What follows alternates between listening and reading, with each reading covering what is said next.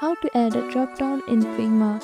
In this quick tutorial, I'll show you how to create a drop-down menu in Figma, perfect for UI mockups or interactive prototypes. Let's get started.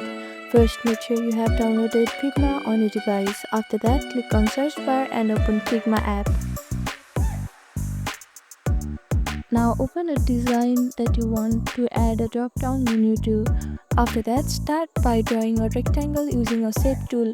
This will be the main drop-down field. You can find this menu on the toolbar. Now add a text label like select option and arrow icon next to the indicated or drop-down.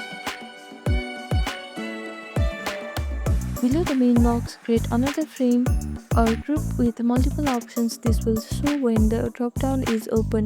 To make it interactive, go to Prototype tab, which is on the right side. Then select the main drop-down box and link it to the options list frame. Set the interaction to on-click Open Overlay. Now next step is to organize with components. For cleaner designs, convert the drop-down and its option into components and variants so you can reuse and toggle between open and closed states.